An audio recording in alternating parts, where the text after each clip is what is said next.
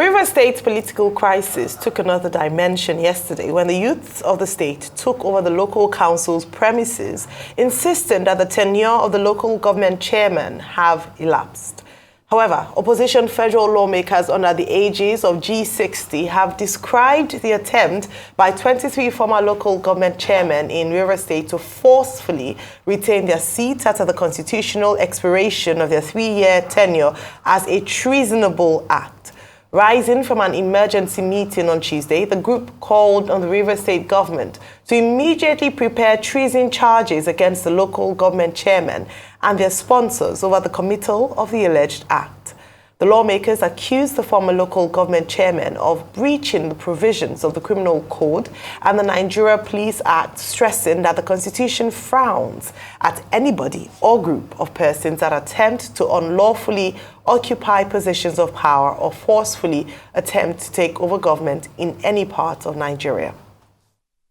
They went and brought some magistrates, which I don't know whether they are Rivers magistrates. And people need to understand why what happened this morning happened in Rivers. They went and brought magistrates. I don't know where they got them from, packed them in buses, and they were waiting to move into the local government headquarters this morning to conduct a swearing-in exercise that will now swear in people that their tenure have expired as local government chairman that can now remain in office without a tenure. Look at the level of madness people wanted to perpetrate in Rivers this morning. So I don't know how the people of Rivers heard about it and stormed those local government headquarters and took control of those local government headquarters so that the head of administration can act as required by law in view of the vacancy that have occurred by the expiration of their tenures. We want to call also on President Mohamed Bola Ahmed Tinubu. The country is facing difficult times. There is tension in the land. There is poverty issue. There is economic challenges. Citizens are suffering. Any act that can lead to breakdown of law and order can lead to collapse of democratic governance in every part of the country. Those who are pushing this crisis in Rivers State does not mean well for your government. Because at the end of the day, anything that is ignited in any part of the country can consume the country. So it's very important the president called those who are working him to order to allow democratic institutions function in Rivers State. And there cannot be anything called tenure elongation. Local government chairmen that their tenure have democratically expired after 3 years in office now said former lawmakers went into a bedroom and came out and said we have extended by a resolution by sacked lawmakers that they can now stay in office. Imagine if we wake up in Nigeria today, the president stays extra 10 years or 20 years in office by resolution of the House of National Assembly. Joining us now is Liberos Oshoma, a lawyer and human rights activist. Good morning, Liberos, and thank you for joining us today. Good morning, my pleasure. Well, Liberos, the thing speaks for itself. What do you think of what is happening in Rivers State? Is it madness, as Ugochinyere was saying? Is it criminality, as the G60 tried to suggest? What exactly? How will you characterize developments in Rivers State? Thank you. Like we say in law, you can't put something on nothing and expect it to stand. It is something that gave rise to this. And I completely agree. I watched the interview with the former deputy governor, Elder Toby, when Rufai asked him pointedly what led to this. Is it not the fact that local government elections were not conducted?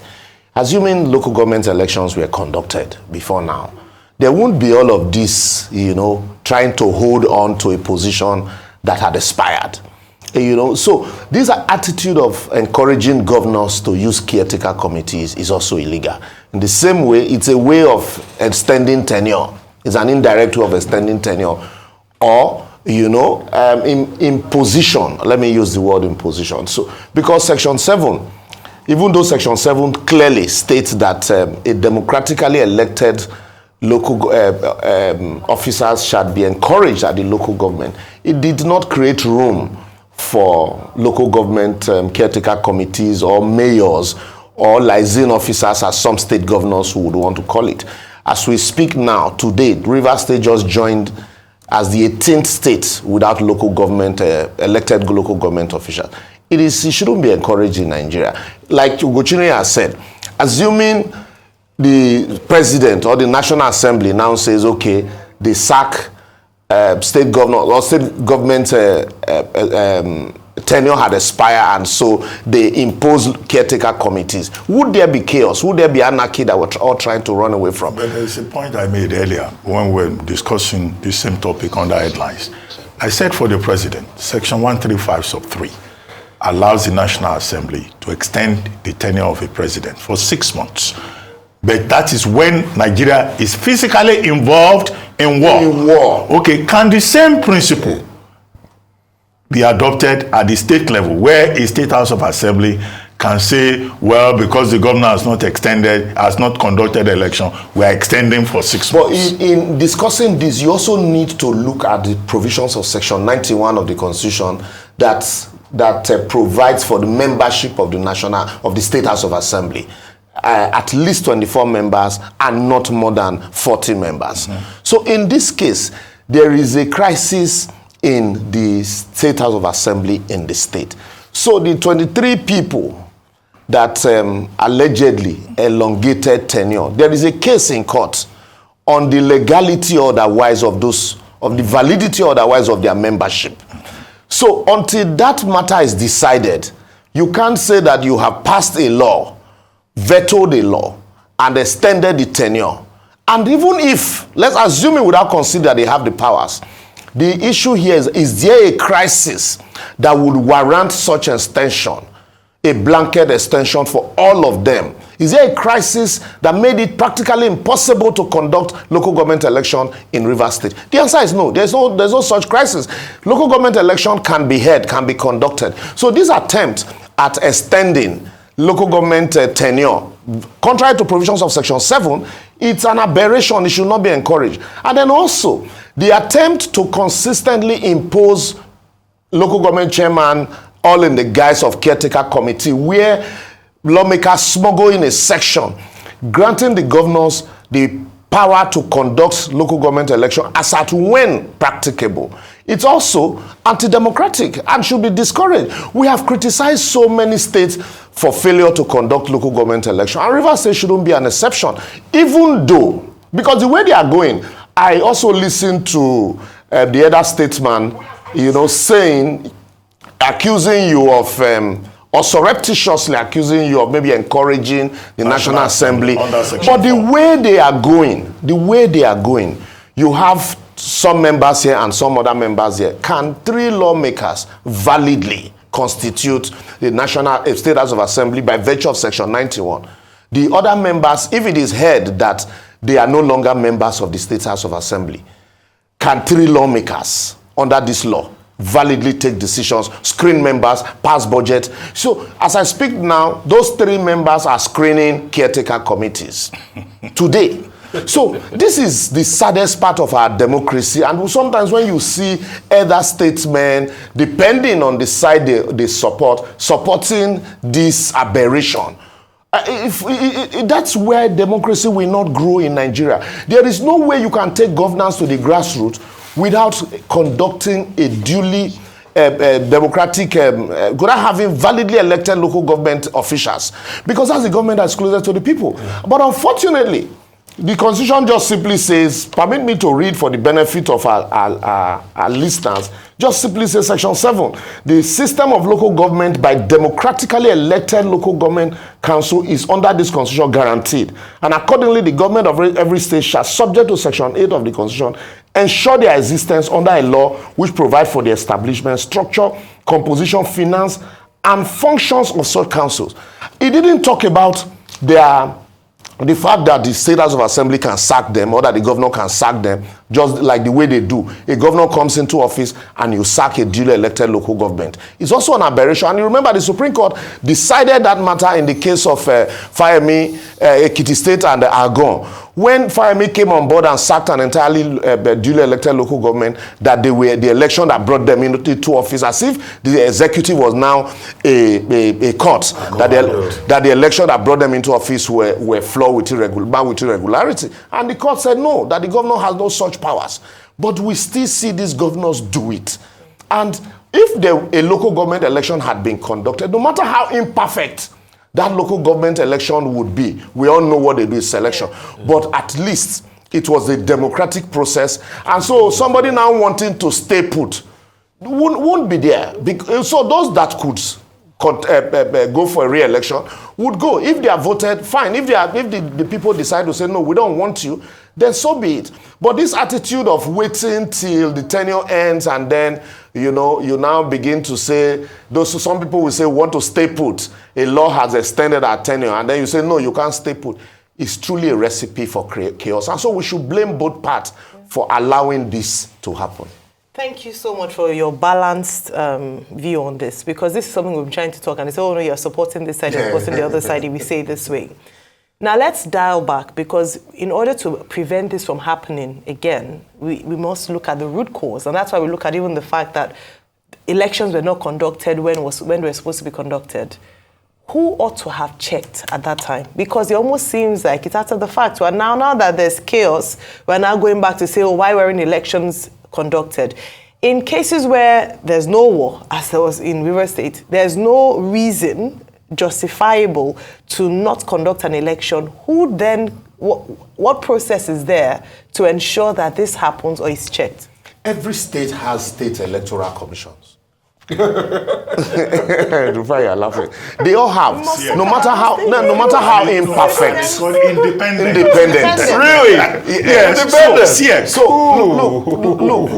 Look. Every state, no matter how imperfect, have states independent electoral commission. Remove that word independent. Just say state electoral. Okay, but that's the name they are called. It's called CS. So let's address them by their proper name.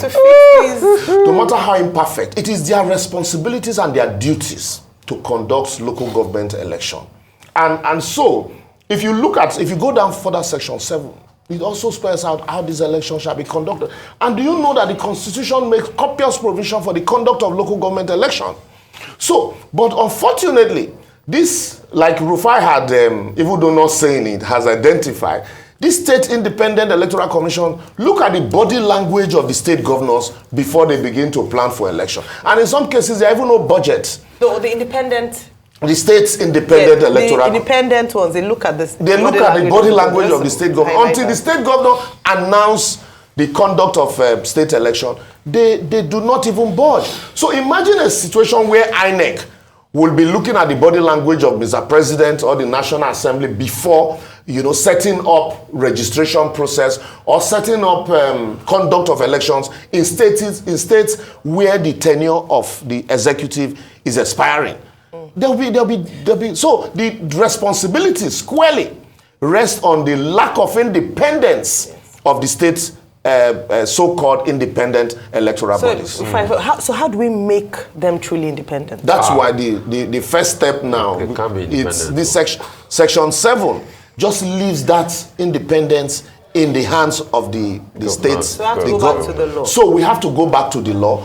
And also, I like the fact that the Attorney General of the Federation had gone to the Supreme Court for interpretation on this autonomy for local government. That is a pointer to the fact that once we get that, not just administration of funds, we also need to ensure that elections are conducted as and when due. So that we don't have a situation where, like in my state, there was a time they called them liaison officers. They were caretaker committees. In Abia, they are called mayors. So you begin to wonder what's happening. So the state electoral bodies should be truly independent. But this idea of INEC also trying to take over that function. We've already said that the federal government is currently overbloated. So there's need to diverse powers to the federating unit. But this idea of also now taking over that function because of the inability of the state electoral bodies to conduct elections as when due, we also know help matters. So the governors should be willing to give and take, so that you have a semblance of election at the local government level, just the way we have at the federal level, so that all this chaos will be there. So you see, we copy a lot of aberration. We don't copy properly because we are very criminally minded. Exactly. The time the local government election works in the return to democracy was when we had the first local government elections conducted by INEC on the around 12th or 13th of December, 1998. That worked. It was highly competitive. But as of today, once the governors have taken over, it's a problem. That's why I was laughing when we talked about states independent. Because there's nothing independent about it. There was a raft of questions around, can assemblies extend the tenure of the governor under the guise of making laws? Once an injection has been taking place, can anyone extend it? Can the same way, can we extend the tenure of the president today after the election if the National Assembly passes an extension of presidential tenure and an state assembly passes an extension of government? Can it stand? Is there a vacuum? If in this vacuum, should we not go to the National Assembly? I mean, there's a raft of questions I want you to take at the same time. But I also, why I said kept the premise initially of we copy wrongly. When are we going to get it right from the America we copy this presidential system from? This America we copy this presidential system from, you don't even have only state electoral commissions. You have county electoral commissions. The county electoral commissions even conduct county presidential elections. Yeah. And we don't have magu-magu. Local governments conduct, local government electoral commissions conduct local government, for each local government county that will come up, it will be conducted by the local government electoral commission. But we don't have that here. Rufai, we have what they call EOs at the local government level. If you go to any local government office, you see the electoral officer, a resident electoral officer, just like you have resident electoral commissioners at the state level. In every local government of the federation, you have EOs. But they have offices, domicile in the local government. They conduct elections? But because these same state independent local government bodies use the register of Federal Electoral Commission to conduct elections. They don't have their own registers.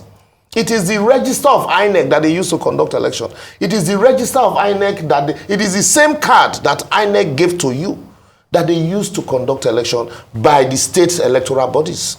So there should be a strong collaboration, just like you have in America, where the county electoral bodies, there's a strong collaboration so that any election, and the another problem we have is that because most of these persons are not independent, it is who no man that took them there. The bearer is from me, please interview and employ. So he owns allegiance to the persons that appointed them there. So that's why you find out that a state now want to have their own, maybe 12-man or 7-man committee, who will now be conducting election on the register that does not belong to them, the card that does not belong to them, the BVAS or direct data capture machine that do not belong to them. These are the equipment they use for the same election. So, but at the end of the day, what you get is the election is conducted. In some cases, before results are announced, local government chairman already be sworn in. So that is where the crisis is. On the issue of constitutionality, it is any attempt by any state house of assembly to extend the tenure of a local government election, a local government officer whose tenure had expired, it is unknown to our constitution. The constitution is very clear. And this also, like I had said, this attempt to create caretaker committees also is unknown to our constitution. Can the National Assembly extend the tenure of the president? The answer is no. And like had been spelled out in the constitution, except the nation is at war and it is practically impossible to conduct elections. Well, can you argue that River State is at war? The River State, okay, thank God. The elder statesman said that if you say there's crisis in River State because you have not been there, a lot is going on. As I speak now, yesterday, I'm even on my way here, I was in touch with a lot of people because I have families in Rivers. I practically, stayed in Woji at some point. In Faga, everybody is celebrating. It is just Obiakmo and Akukutoro, Saritoru, Degema, that you have this crisis. In other places in River State, everywhere is peaceful. People are going about their normal duties. Some local government chairmen have left. Some local government has left. Thanksgiving. Some have done Thanksgiving. Some have said, look, we can't stay beyond the constitutionally allowed time. So if you can't conduct election in some areas, but you can conduct election in all other areas, what stop you from conducting election in those areas? So you lay all of these speculations to rest. Okay. But our inability to copy well, like you said, and do the things that should be done as at when we need to do them, create room for all of this magomago. Let's talk about the independence of local councils. Local councils are supposed to be a separate tier of government. But some people have argued that Section 2(2) of that Constitution does not even recognize, literally, the existence of local councils. You have quoted Section 7. That deals with the creation of local councils. In Section 162, the creation of this state, joint and local councils account makes local councils dependent on the state governors. So beyond what the Attorney General has gone to the Supreme Court for, the Supreme Court has reserved judgment. He is asking for autonomy, and he's also asking the court to rule that governors cannot dissolve elected councils, even if in 2022 he was on the side of the governors. But now that he's Attorney General, he's on another side, but that's a different matter. So what do you think we need to do, either by way of constitutional amendment, to ensure that these local councils exist as a proper arm of government and not as appendages to state governments? You see, what we have really is, if you look at the constitution even, the functions of the local government have completely been taken over by state governments. Collection of rates, registration of births, registration of deaths, cemeteries, maintenance of cemeteries and stores, taxes. In Lagos State, for example, there is the tenement rate had been collapsed into the land use charge collected by government and shared.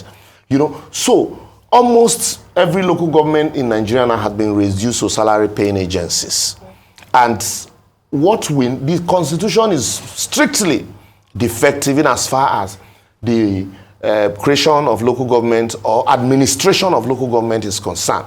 If you look at the constitution, you will see where the provisions are made for National Assembly, and then concurrent provisions are made for State House of Assembly. There's no residual lists in as far as this constitution is concerned. And so what the state and the federal government cannot legislate is residual, and the local government will legislate on it. And you begin to look for what are those things that the state and local government cannot legislate on. And before I talked about America, I attended a seminar here in Lagos from, you had Board of County Commissioners from Miami ports. They came to source for collaboration with Nigerian Port Authority. And when they were introducing them, that was when I knew that they were Board of County Commissioners. That it was the county that owned the Miami port. The county. Government. And that the Miami airport also was run by the county. You see? And that all the members of the board on both the airport and the ports were appointed by the mayor from the county. And then on the Nigerian side, you had ministers, senators, MDs from the federation. And I asked myself, I said, these are local government people coming to liaise with those at the top echelon of our government. It is sad. And that's why Nigeria today is run like a big local government, where the president is the local government chairman. And so everything stops at his table. What's the business of the president with payment of teacher's salary? All of these things. These are supposed to be the functions of local government. So we need to. Should have been negotiated per local government level. Minimum wage. When we talk about minimum wage here, and then we're discussing minimum salary and not even minimum wage, because when we travel, you hear how much people earn per hour. But here, we don't even discuss how much people should earn per hour. But if you look at it with even the 30,000 naira, it's about 100 naira per hour. So what will that do? We are not discussing minimum wage. So we need to amend the constitution to give recognition to local government the way we have recognized the states and the federal government. That is the only way. You are distributing palliative. What is the business of the federal government to distribute palliative? It is the business of the states, the local government. It is the local government that understands their terrain. Yeah. They understand the grassroots. They understand the people. And then they tell you all politics is local, all governance is local. And yet, you take everything to the top and say you share it down. It will never get down. And that's why now local government are like the state governors take local government as avenue to compensate. It's job for the boys. Okay, you go there. Even the current local government chairmen that are struggling to hold on to office in Rivers State, if you look at most of their names, some of them left PDP, left Amechi to join Wiki, and they were compensated with local government chairmen. So if you look at the names, and then why are they insisting on stay put? Because there is a crisis between the pro-Wiki and pro-Fubara. And so those pro-Wiki, they all know this is our food. Until we ensure that the local government is properly documented and provided for, the boards at the local government also are clearly spelled out. Do you know that here our local governments don't even have boards? Those days, growing up, we had chief inspectors of education at the local government level. They don't have business with governor, and they were the strongest officer. Not even the commissioner for information, commissioner for education. They were the strongest officers in schools at the local government level. But today, they are no longer there. All you do now is we're calling on the federal government to come to our aid. Calling on federal government as if we are running a big local government where... But we had this success of local government during the military time. Why not now? Because at that time, even before the military, you remember the Ibadan native authorities. Yeah. These were local government. Yeah. We had local government police. Municipal council. Yeah. We had local municipal police, and they were stronger. And then came gradually the functions of local government gradually was declining with every successive military government. And so when we finally embraced democracy, and then the governors, just like you had Obasanjo, who was like the headmaster and who was whipping governors into line, the governors also decided to whip local government chairmen into line and decide their tenure from their bedroom. Okay, well, that is where the challenge we have to rescue the local councils. Yeah. Yes, by amending relevant sections of the Constitution. Thank you very much, Liberal Oshoma. Always my pleasure. For joining us on the morning show.